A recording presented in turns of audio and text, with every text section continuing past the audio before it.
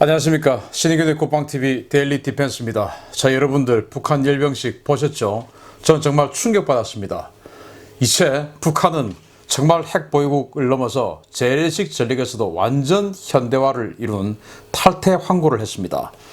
미국의 북한 압박 정책, 트럼프 대통령의 북한 압박 정책은 완전히 실패한 것 같습니다. 소총부터 탱크 그리고 ICBM까지 완전히 탈퇴 환고를 했고, 중국이 작심하고 그동안 북한을 도와줘서 완전히 북한군을 현대화 시킨 것 같습니다. 저 지금도 굉장히 정말 놀라워서 그 흥분이 가시질 않는데요. 제가 여러분들께 이 정보 빨리 전해드리려고 밤을 새워서 어제 저녁에 그 보도된 방송 내용을 다 취합해서 밤을 새워서 이 자료를 준비해서 지금 여러분들께 보여드립니다. 자, 북한 유엔 대사가 했던 말, 김성 유엔 대사가 지난 9월 30일 했던 말, 그 그대로 지금 이번 열병식 때 구현됐어요. 그때 뭐라고 했냐? 마지막에 이 말이 가장 핵심이죠. 우리가 신뢰할 수 있고 효과적인 전쟁 억제력을 이뤘기 때문에 한반도 평화 안보는 이제 확고히 지켜지고 있다.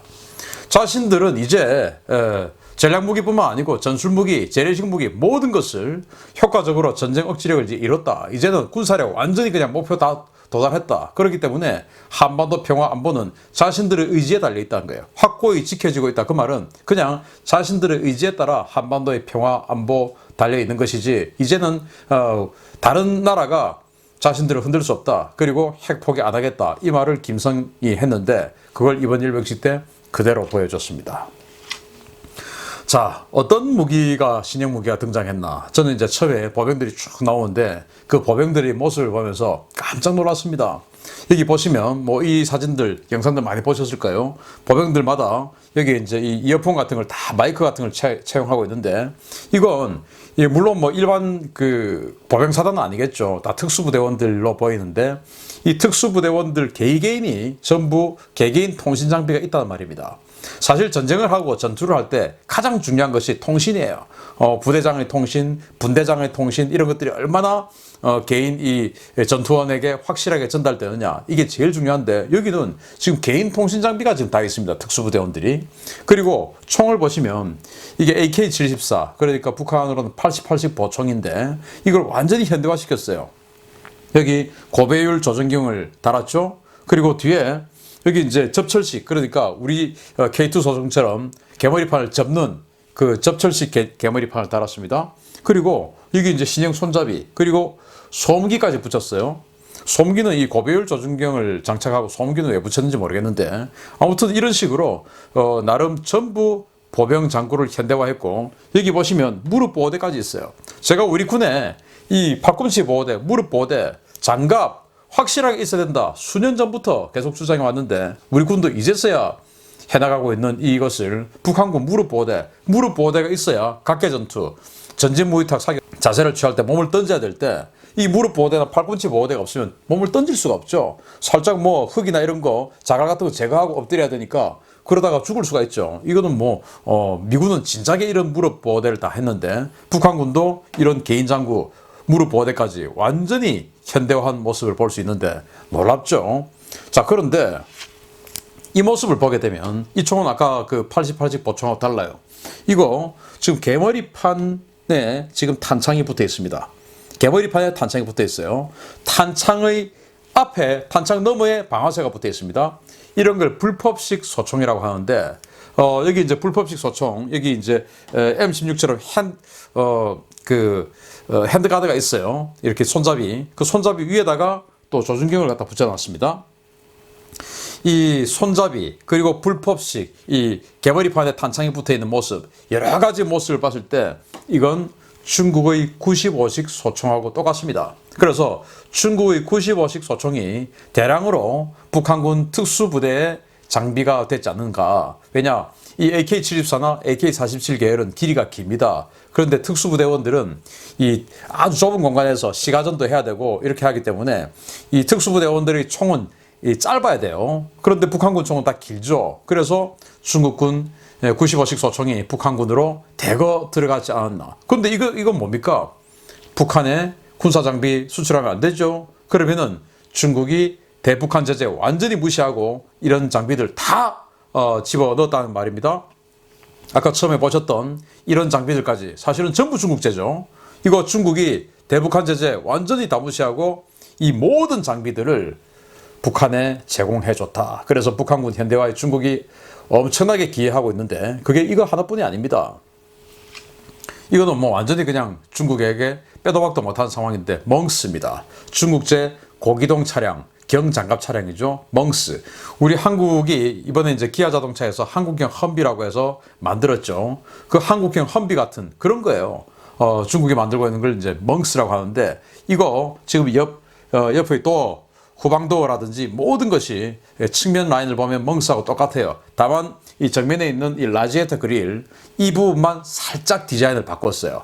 그래서 이거 우리 거 아니야 라고 하기 위해서 살짝 이 라지에이터 그릴 이 앞부분 일부만 딱 바꾸고 마치 자동차 회사에서 신형 완전 신형 내기 전에 페이스리프트 하듯이 살짝 디자인 변경을 해서 그러다 이 측면 이런 것들은 거의 중국제하고 똑같다. 그러니까 중국이 멍스라는 이 고기동 경장갑 차량을 북한에 대규모로 수출했다라는 걸 볼 수 있어요. 그럼 뭡니까? 유엔 제재 위반한 거죠. 자, 이거 처음 보는 무기입니다. 대전차 구축 차량인데 무인 포탑입니다. 우리 한국군도 무인 포탑이 지금 없어요. 지금 전 세계의 모든 신형 육상 무기는 무인 포탑 형태로 갑니다. 탱크, 전차도 지금 현재 우리 K2 탱크까지는 3세대 전차인데 4세대의 핵심은 무인 포탑입니다. 모든 것은 무인으로 가요. 근데 여기는 무인 포탑 대전차 구축 차량이에요. 이런 거 처음 봤는데 사람이 안 타는 포탑이죠. 사람이 안 타면 어떻게 해야 됩니까? 자동 장전 장비가 있어야 되고 자동화된 사격 통제 장비가 있어야 되고 모든 것이 자동으로 되어 있어야 돼요. 탐지 장비 우수해야 되고 그 모든 부품들 이런 것들이 중국에서 건너가지 않겠습니까? 그리고 이 차체는 BTR-80 러시아제 BTR-80 장갑차를 지금 이거 보면 대규모로 대량 생산에 들어갔다는 말인데 이 BTR-80도 추가로 생산하려면은 여기에 들어가는 엔진이나 미션, 이 파워팩 이런 거 다 어디서 났겠습니까? 중국에서 들어갔겠죠. 저는 이 탱크 보고 놀랐습니다. 3세대급 신형 전차인데요. 북한이 그동안 열병식 때 보여줬던 탱크들 선군호, 폭풍호 이런 것들 보여줬는데 이거 선군호하고 완전히 다른 거예요. 보기륜을 보시게 되면 보기륜이 7개입니다. 그래서 이 기존의 차체보다 훨씬 커졌다라는 걸 느낄 수가 있고요. 기존 차체는 6개였거든요, 바퀴가. 근데 여기 7개예요. 그리고 놀라운 것은 포신 앞에 보면 여기 이제 포신 위에 볼록한 거 조그만 거 하나 붙어 있는 거 보입니다. 이게 뭐냐면은 포구 안정화 장치예요. 이 포구 안정화 장치가 있다라는 말은 기동간 사격, 즉 달리면서 사격한다는 말입니다.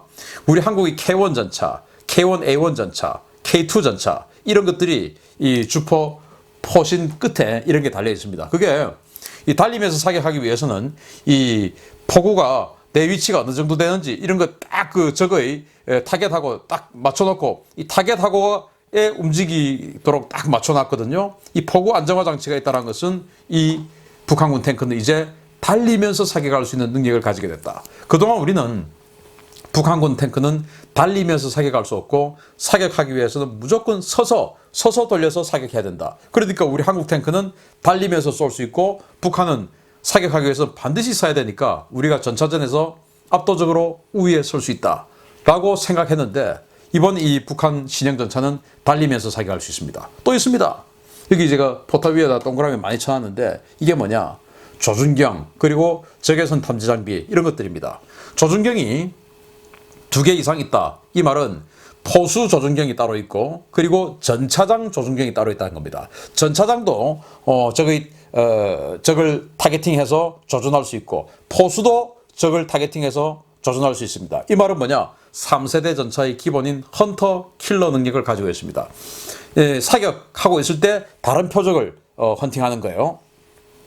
이 말은 바로 3세대 전차가 됐다. 우리 한국하고 똑같다. 그리고 이제 적외선 탐지 장비가 있기 때문에 야간에도 사격할 수 있다.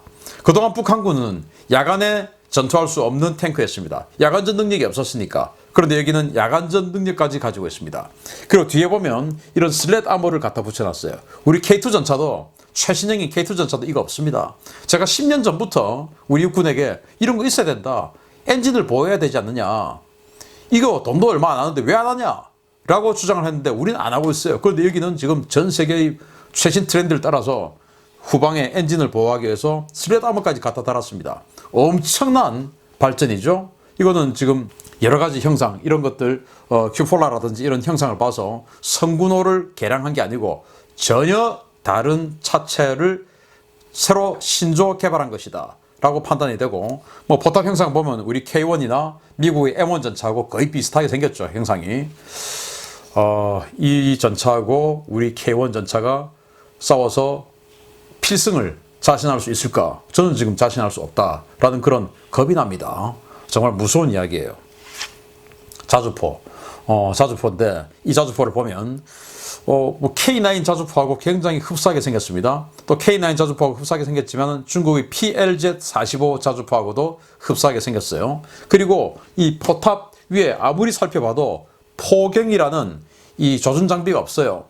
이 수동포는 포경이 있어야 되고 그 포경하고 즉각기하고 이렇게 딱 대비를 시켜서 포 방해를 하는데 그 포경이 없다라고 하는 것은 우리 K9 자주포처럼 컴퓨터로 자동 방열 장치가 되어 있다. 그래서 이 뭐 달리다가도 30초 내에 신속하게 사격할 수 있는 이런 능력, 그리고 이 차체 후방에 보면 스페이드가 없어요. 스페이드라는 게 뒤에 뭐 이제 이 기중기처럼 뭔가를 딱 박아야 차체가 흔들리지 않는 그런 스페이드가 있는데 이거 보면 스페이드가 없습니다. 스페이드가 없다라고 하는 것은 우리 K9 자주포나 K55A1 자주포처럼 유기압 현수 장치가 장비되어 있다. 그래서 이 차체가 완전히 최신형 차체, 그리고 우리 K9 자주포의 기술이 그대로 지금 다 갔던지 아니면은 중국의 PLZ-45 자주포의 기술이 다 들어갔던지 둘 중에 하나입니다. 완전 자동화된, 달리면서도 쏠 수 있고 쏘고 나서 바로 이탈할 수 있는 슈덴스쿠 능력을 가진 최신 자주포가 북한에 이렇게 대량 장비됐어요. 이건 무서운 이야기입니다.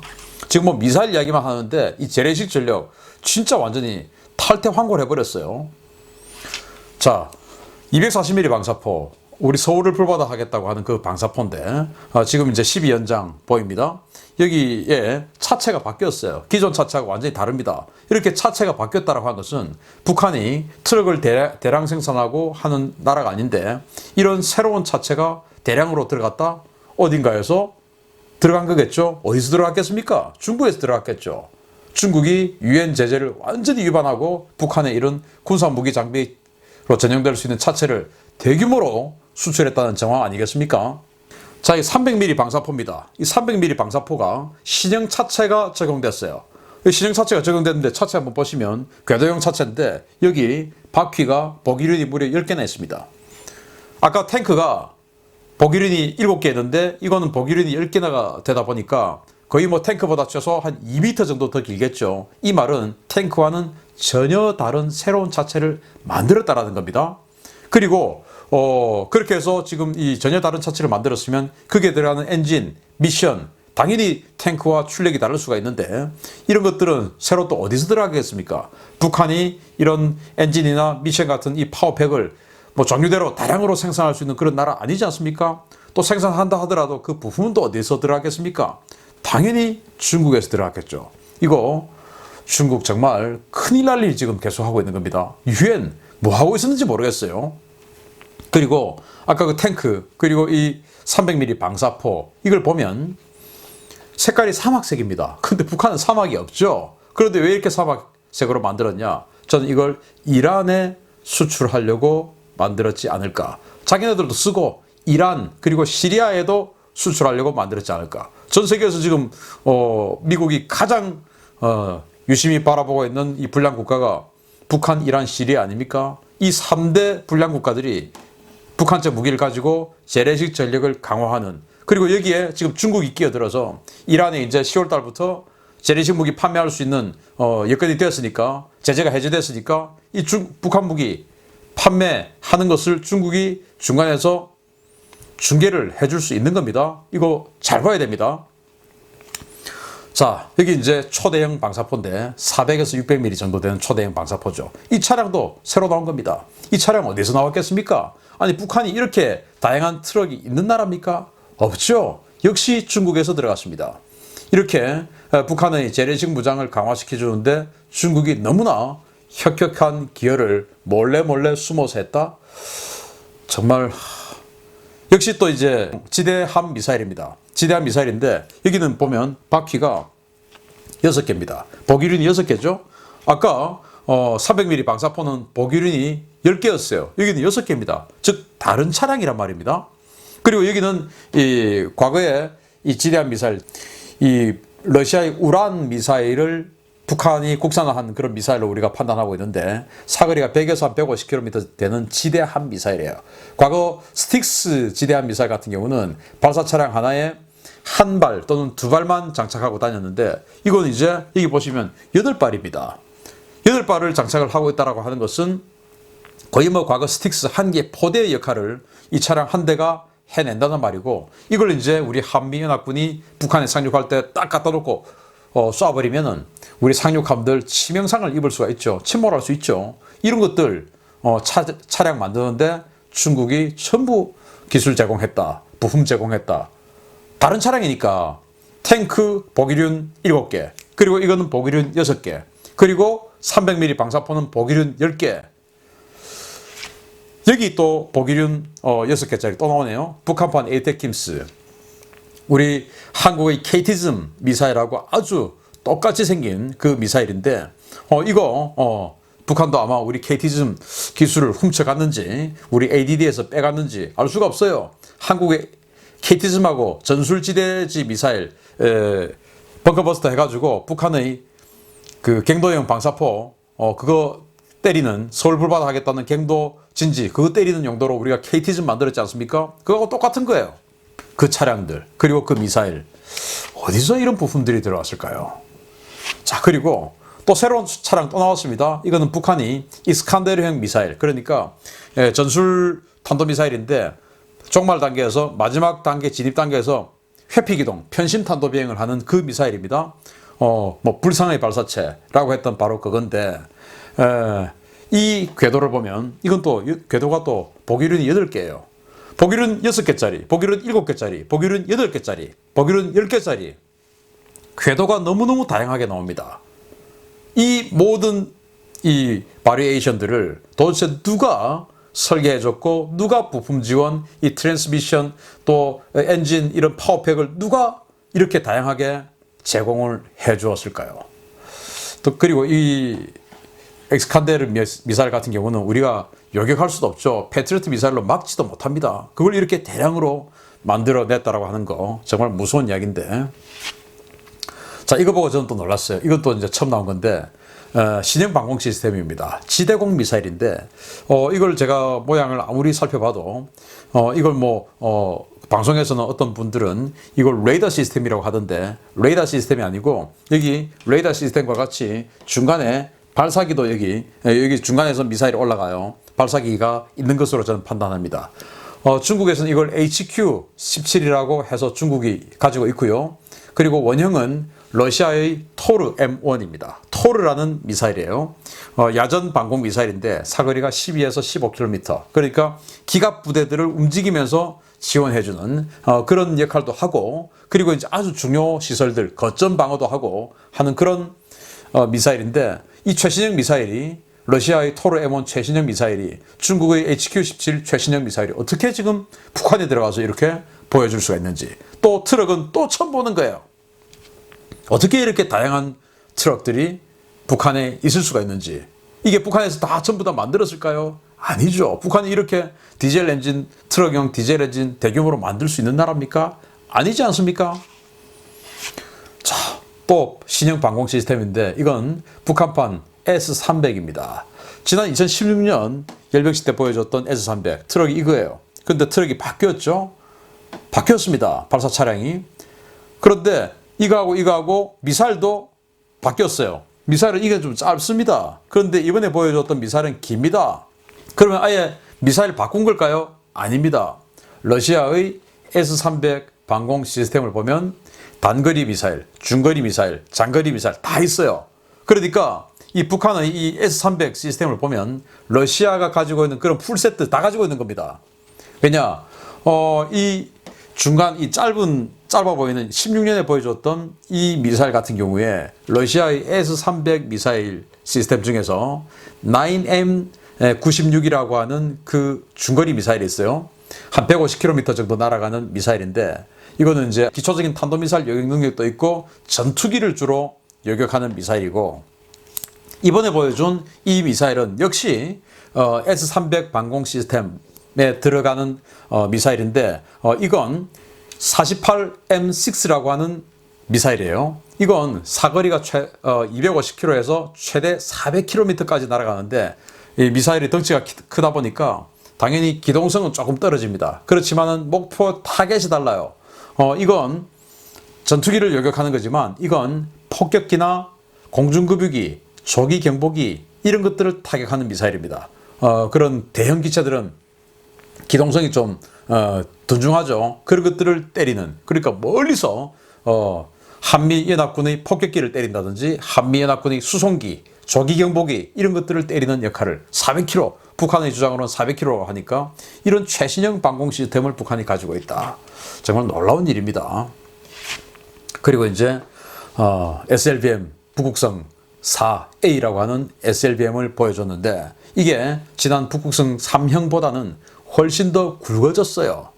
굵어졌다고 하는 말은 이 연료가 아주 많이 들어가니까 사거리가 연장됐다는 말이고, 최소한 3,000km 정도는 보낼 수 있다는 말 아니겠습니까? 동해에서 북한 잠수함이 동해를 빠져나가기 힘드니까 동해에서 3,000km는 보내야 괌을 타격할 수 있거든요.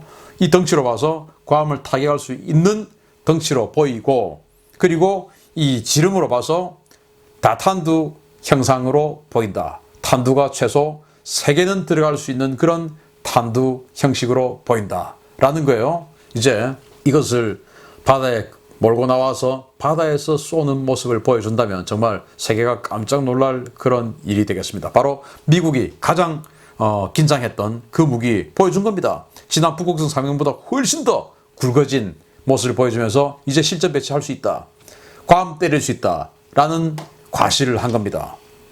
화성 15형이죠. 이거는 뭐 16년부터 쭉 나왔던 거기 때문에 뭐 추가로 설명 안 해도 되는데, 최대 사거리가 한 13,000km, 그래서 미 대륙 전역, 동부까지 전역을 타격할 수 있다라고 하는 그런 예상을 했었죠. 그런데 이거는 이제 탄두가 하나다, 단 탄두다 라고 예상을 했었고, 그러다 보니까 여기는 이 바퀴가 9개예요. 9개. 그런데 이 9축의 이 화성 15는 최대 사거리 13,000km를 날아가는 탄두 하나짜리 미사일이라고 예상을 했는데, 이번에 정말로 신형 ICBM을 보여줬는데 바퀴가 11개입니다.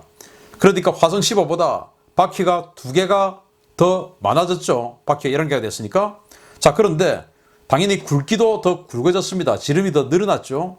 탄두도 어마어마하게 대형화됐습니다. 그리고 탄두 뒤에 보면 여기에 뭔가 홈들이 보이는데, 이건 재돌입할 때 자세를 제한하는 로켓으로 저는 판단을 합니다. 그래서 이 안에 최소 3개 정도의 탄두가 들어가는 다탄두 미사일이 아니냐라고 생각이 되고, 이 덩치로 봤을 때 만약에 탄두를 하나만 탑재를 해서 쐈을 때 최대 15,000km 이상은 날아갈 수 있고, 15,000km면 지구 전역을 타격할 수 있죠. 그리고 탄두를 여러 개, 3개 이상 다탄두로 넣었을 경우에는 12,000에서 13,000km 날아가서 미 동부까지 뉴욕, 워싱턴 동시 타격할 수 있는 그런 능력을 가진 미사일로 판단이 되고, 더 놀라운 것은 이 차량, 그리고 화성 15의 이 차량, 이런 것들이 바로 대형 이제 트레일러인데, 이 차량들을 어떻게 생각을 했냐면은 중국의 벌목용 이 나무를 싣는 그 트럭이죠. WS51200. 이 트럭을 북한이 밀수한 거다라고 우리가 다 생각을 했는데, 그 밀수를 6대를 했다라고 알려져 있거든요. 그런데 이번에는 이 신형 ICBM 4대, 그리고 화성 15형도 이 트럭을 4대를 가지고 나왔어요. 6대를 밀수를 했다고 알려져 있었는데, 이번에 이 초대형 트레일러가 8대가 나왔습니다. 그러면은 이것은 이 과거 열병식 때 보여줬던 WS51200 중국제 벌목용이라고 속여서 사왔던 그거하고도 전혀 별개로 또 이런 대형 트레일러를 가지고 와서 이 미사일 발사대로 개조한 이것을 또 했다라는 말입니다. 그럼 누가 했을까요? 중국 아니겠습니까? 중국이 이렇게 소총에서부터 ICBM까지 전 무기체계에 있어서 북한의 무장을 도와주는 그런 현대화를 도와주는 이런 짓을 한 겁니다. 자, 북한은 이렇게 이야기합니다. 이 모든 것을 보여주면서 김정은이가 이렇게 이야기를 했죠. 국가의 자주권과 생존권을 지키고 지역의 평화를 수호하는데 이바지할 것이다. 지역의 평화를 수호하는데 그동안 뭐 국가의 자주권, 생존권 이야기는 했죠. 그런데 지역의 평화 이야기는 안 했습니다. 그 말은 뭐냐? 우리는 핵을 보유한 강대국이다. 그러니까 핵을 보유한 강대국답게 지역의 평화, 앞으로 이제는 우리는 이 글로벌 강대국이 된 거야. 그러니까 우리 앞으로 함부로 하지 마. 우리가 이제는 동북아 균형자야. 이런 이야기를 한 겁니다.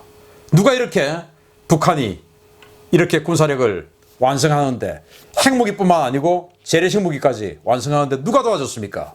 대한민국 정부, 중국 정부 아니겠습니까?